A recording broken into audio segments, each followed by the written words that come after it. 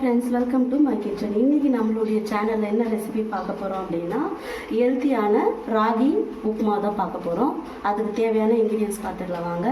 ராகி ஒரு கப்பு நான் ராகி மாவு எடுத்து வச்சுருக்கேன். அதே அளவோட ஒரு கப்பு ரவை, எந்த ரவையாக இருந்தாலும் பரவாயில்ல நீங்கள் எடுத்துக்கங்க. ஆனால் கொஞ்சம் பாம்பே ரவையாக இருந்தால் நல்லாயிருக்கும்.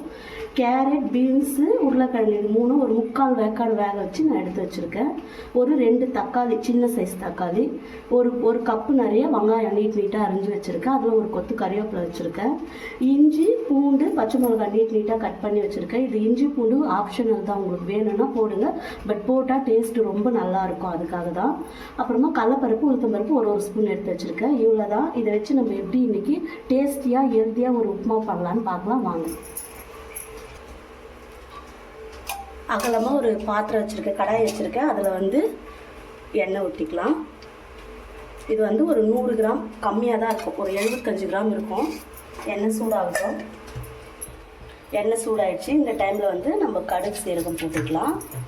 கடுகு கொஞ்சம் போட்டிருக்கேன், கொஞ்சம் சீரகம் போட்டிருக்கேன். அது நல்லா பொரியட்டும்.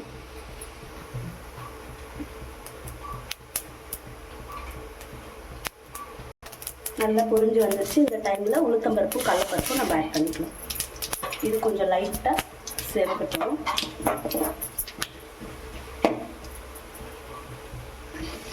பாருங்கள், இந்த அளவுக்கு செவந்துடுச்சு. இப்போ இந்த இஞ்சி, பூண்டு, பச்சை மிளகாய் இது மூணு ஆட் பண்ணிக்கலாம். இந்த டைமில் அது கொஞ்சம் செவந்தா பிறகு இப்போ வெங்காயம், கறிவேப்பிலை போட்டுக்கலாம். வெங்காயமும் நமக்கு ரொம்ப செவக்கணும் அப்படின்றதில்ல, ஒரு அளவு கொஞ்சம் அரை வேக்காடு வெந்த பிறகு தக்காளி யூஸ் பண்ணிக்கலாம். நம்ம இந்த டிஷ்ஷுக்கு தேவையான உப்பு நம்ம ஆட் பண்ணிக்கலாம். ஏன்னா வெங்காயத்தோடு போடும்போது கொஞ்சம் சீக்கிரமாக வெங்காயம் செவக்கும். இந்த அளவுக்கு வதங்கிட்ட பிறகு தக்காளி ஆட் பண்ணிக்கலாம். நம்ம தக்காளி கொஞ்சம் நல்லா வதங்கி வரட்டும். ஓகே ஃப்ரெண்ட்ஸ், இந்த அளவுக்கு நமக்கு வதங்கி வந்துடுச்சு. இந்த டைமில் இந்த ரவாவை நம்ம இதில் ஆட் பண்ணிக்கலாம். வறுத்த ரவாவாக இருந்தால் கூட பரவாயில்ல, இதை நீங்கள் ஆட் பண்ணிக்கோங்க. ஹை ஃப்ளேம்லேயே வச்சு இது நல்லா வறுத்துருங்க. ஒன்றோட ஒன்று இது ஒட்டக்கூடாது, உதிரியாக வர வரைக்கும் வருங்க.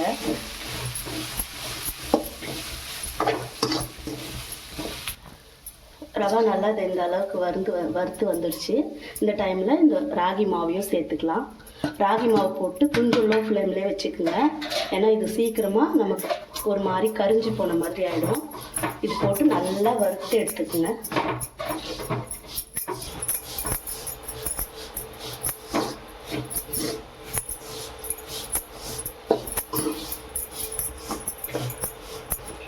நல்லா 1 மினிட் நம்ம வறுத்தாச்சு. இங்கே பாருங்கள், நல்லா உதிரியாக வந்திருக்கு பாருங்கள். இந்த டைமில் ஒரு கப் ரவை, ஒரு கப்பு ராகி மாவு எடுத்துருக்கோம். நம்ம இதுக்கு 4.5 கப்பு தண்ணி, சுடு தண்ணி தான் ஊற்றணும். இப்போ சிம்மில் வச்சிடலாம். வச்சுட்டு நல்லா கொதிக்கிற தண்ணி இப்போ நம்ம இதுக்கு ஆட் பண்ணலாம். நல்லா கொதிக்கிற தண்ணி ஊற்றுறேன். நல்லா கிண்டி விட்டுட்டே இருங்க. ஊற்றிட்டு நீங்கள் எந்த அளவுக்கு வறுக்கிறீங்களோ அப்போ தான் அது கட்டிப்படாமல் இருக்கும், அதுக்காக தான்.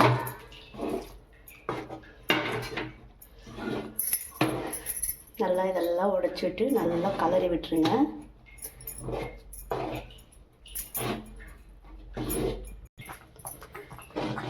பாருங்கள், ஊற்றின உடனே தண்ணி நல்லா அப்சர்வ் ஆகிடுச்சு. இந்த டைமில் நம்ம இந்த வேக வச்சு வச்சுருக்கிற தக்காளி யூஸ் பண்ணிக்கலாம். சிம்மிலே தான் வேகணும். ஏன்னா ராகி எப்பவுமே நல்லா வெந்து சாப்பிடணும் நம்ம, அப்போ தான் நம்ம உடம்புக்கு அது நல்லது. அதனால் இதை ஸ்லிம்லேயே வச்சு நல்லா இது ஒரு மூடி போட்டு நல்லா மூடி நல்லா வேக வைப்போம்.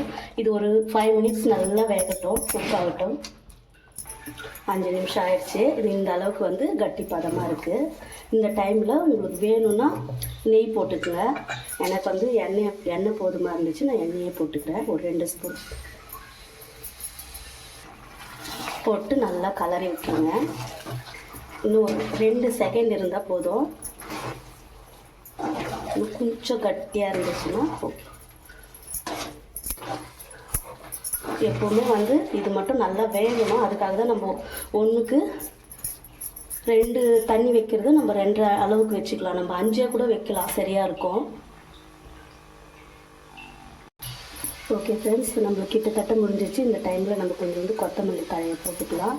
போட்டுட்டு கிளறிட்டு இதை நல்லா அப்படியே இப்போ சர்வ் பண்ணக்கூடாது. நம்ம இதை நல்லா மூடி வச்சுருவோம். ஒரு 2 மினிட்ஸ் இது மூடி அப்படியே அந்த இதுலேயே வேகட்டும். அதுக்கப்புறம் நம்ம எடுத்து பிளேட்டிங் பண்ணிட்டு உங்களுக்கு காமிக்கிறேன். ஓகே ஃப்ரெண்ட்ஸ், இங்கே பாருங்கள், சூப்பரான அட்டகாசமான நமக்கு ராகி உப்புமா ரெடி ஆகிடுச்சு. நான் சொன்ன இதே அளவுகளோட இதே அளவில் போட்டு செய்யுங்க, உங்களுக்கும் இதே மாதிரி வரும். சாப்பிட்டு பாருங்கள், ரொம்பவே சூப்பராக இருக்கும். இது உடம்புக்கும் நம்மளுக்கு ரொம்ப ஹெல்த்தி. ஓகே, இன்றைக்கி நம்ம சேனலில் ஒரு ராகியை வச்சு எப்படி ஹெல்த்தியான ஒரு உப்புமா பண்ணலான்னு பார்த்தோம். இன்னொரு நாளைக்கு இன்னொரு ரெசிபி பார்க்கலாம். நம்ம சேனலை சப்ஸ்கிரைப் பண்ணிக்கோங்க, லைக் பண்ணிக்கோங்க, பெல் ஐக்கானை கிளிக் பண்ணிக்கோங்க. ஓகே, பாய்.